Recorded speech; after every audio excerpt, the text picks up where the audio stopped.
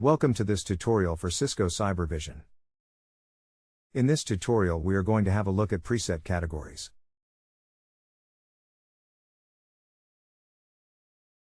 If you are new to Cybervision or you don't yet know what presets are and what they are used for, please consider watching the tutorial on Cybervision presets first. As a quick reminder, a preset is a pre-configured view on your highly dimensional data.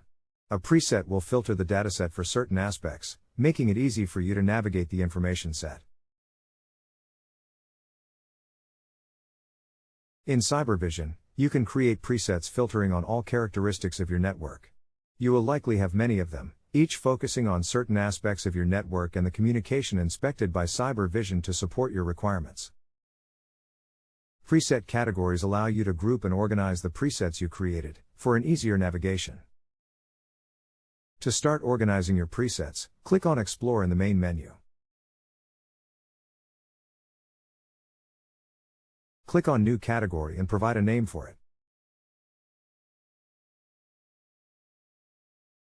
From the drop-down, select at least one of your presets to include in this category. Once done, confirm your selection by clicking on Create.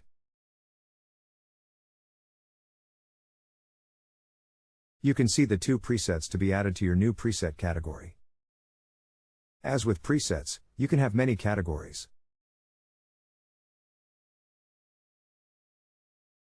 Note the two categories now structuring all our custom presets. The category selection filter bar at the top allows you to focus on specific categories. Click on it and select one or more category. Once selected, your presets dashboard will provide you a grouped and focused view. You can of course change this selection, the preset to category assignment, as well as the category name at any time.